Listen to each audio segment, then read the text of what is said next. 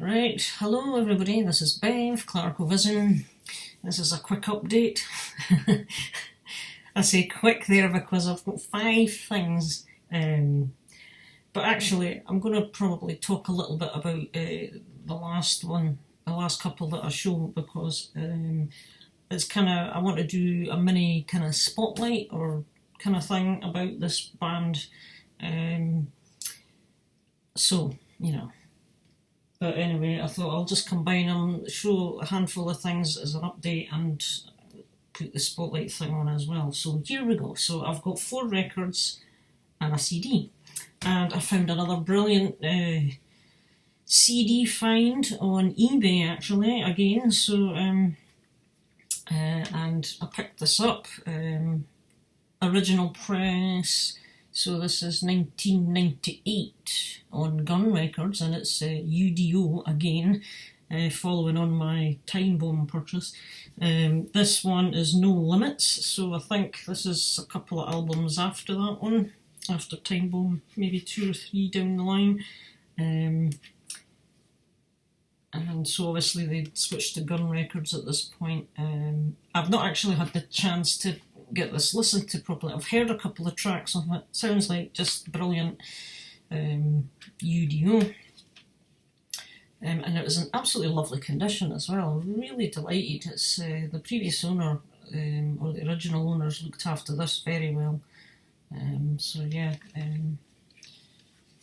the booklet's fantastic as well. So I'm really chuffed about that. So I have got another U.D.O to add. So the U.D.O collection's kind of growing on slowly but surely as well. And another collection that's slowly growing, another reissue that's just dropped the other week is this one, Halloween. And what the devil's this called? Rabbit Don't Come Easy. So I'm just kind of slowly building up my Halloween collection, you know, getting all the other albums from the Andy Deris era, etc. And one day I'll hopefully have all of them. So this is a special edition. Don't know what exactly is so special about it, except it's coloured vinyl. And this was just released last week, so it's a reissue, even though on the back it says 2003, which was the original year of release, and 2015. But so I don't know if that's taken from the 2015 remaster or something like that, maybe, this pressing, but it doesn't actually say 2021 on it for some reason. But anyway, it's so yeah, Halloween. I don't know this album too well. I have heard a few tracks of it. I was sampling 1 or 2 on YouTube, but I didn't want to listen to it all. But what I heard, I quite like the sound of. So and this is obviously issued on double vinyl. So here we have the gatefold with the lyrics, etc. Here, Nuclear Blast, this one, and it just comes with your standard poly-lined inner sleeves. That's just the barcode. I don't know why I kept that, to be honest, but that was on the shrink. And limited edition, bi-coloured with splatter. I really actually liked the look of this one, which is why I went for this pressing. It's a black and pink with white splatter through it.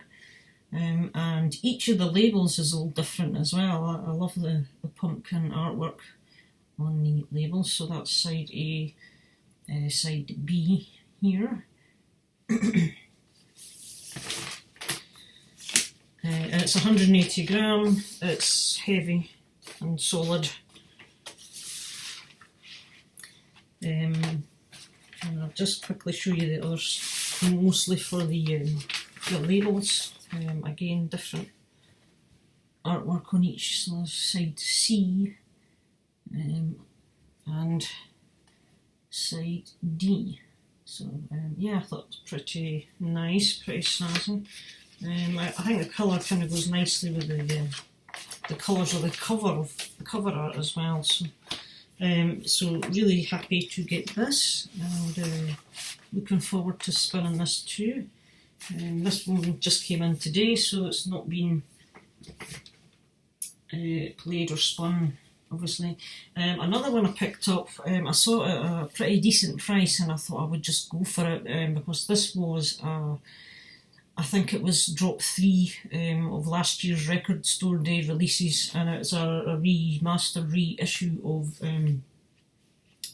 Stratovarius's Nemesis album. This is one of theirs I don't have. I think it's one, it's a little bit further down their line, but it's not too recent either. I think it was originally, I can't remember, but I'll have a look. It just says 2020 on the back here. I'll see if there's a date inside somewhere, but yeah, this was a Record Store Day issue, and it is a double record. The artwork is amazing, and look at the inside of this gatefold. Looks like some post-apocalyptic futuristic world. With, look at the mushroom bomb, you know, the nuclear style bombs going off in the background there. So quite a catastrophic picture. So there you have it, limited, unnumbered, white 2LP, mastered for vinyl, 180 gram, and all the labels are the same on this one. That's side B, but it's quite hard to see which side each one is, because there's like a B here, but it's just a very slightly faded shade, you know, of black or charcoal or something, and that's A. There's an A in there, but you probably won't see it very well. But white vinyl, 180 gram, C and D are the same on this one.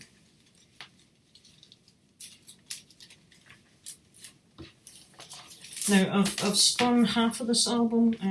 I managed to get some of this one listened to, and at first I thought, this one doesn't sound as good as some of the others I've got on the side A.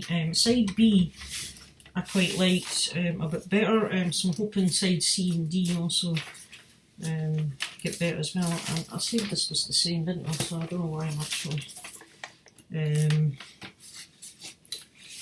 getting that one out to just waste some more time. But there was limited of 1500, and mine's is 548. There's the number there. So yeah, I was happy enough to grab another one of these. And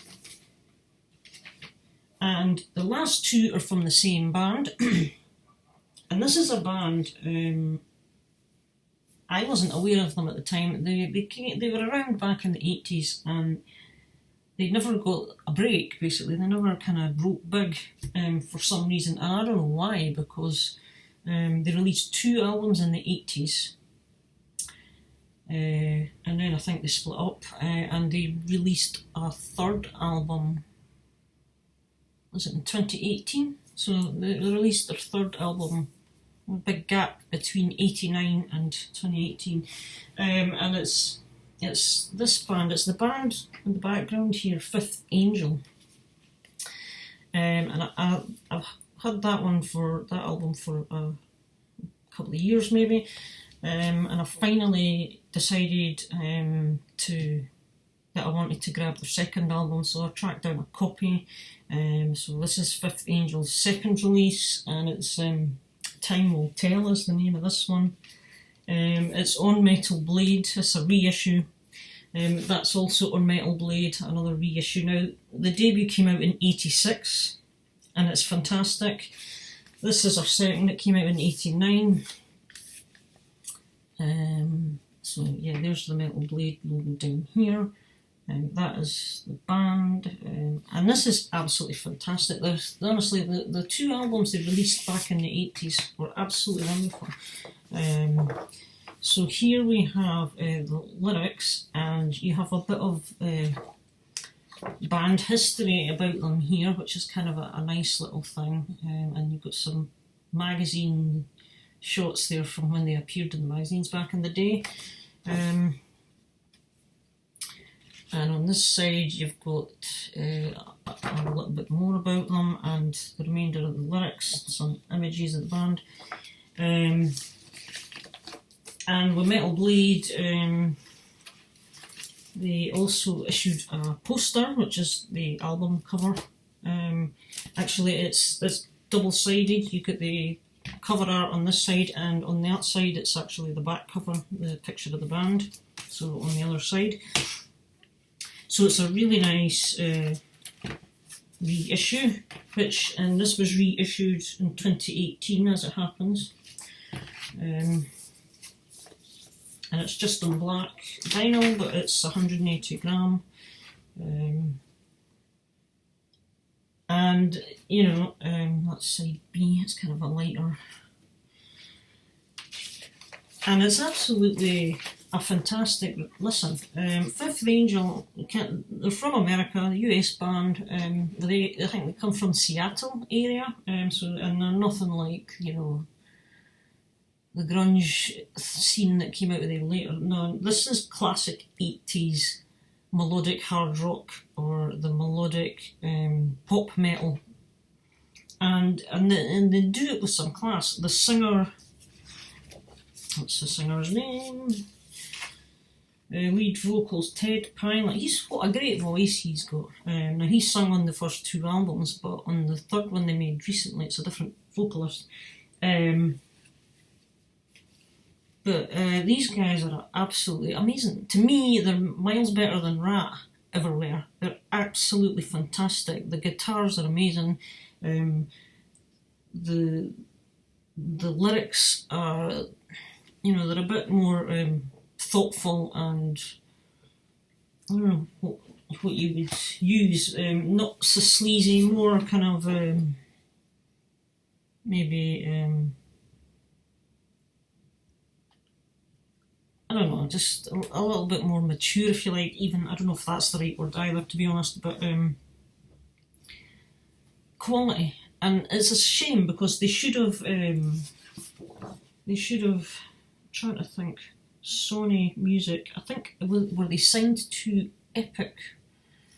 It was one of the big labels they were signed to.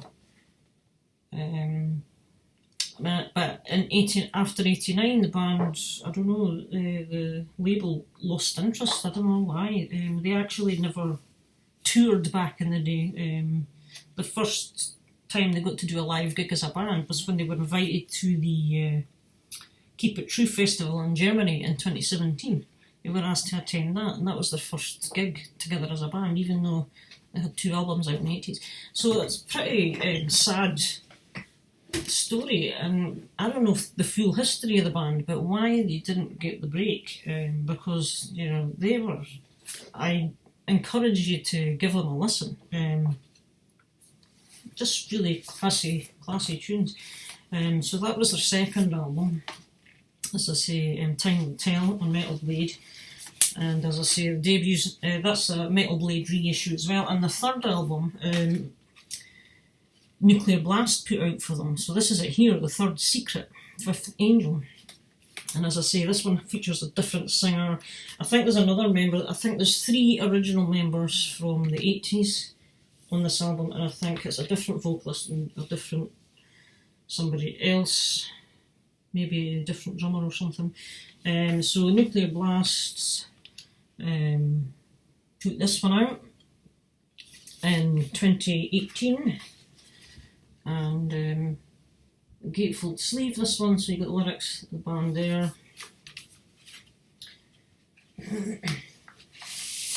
And this one is just on, again, black vinyl. So side A, there we have it, the third secret. And this is a decent album as well, actually. It's very good, but it's not as good, not quite as good as the first two.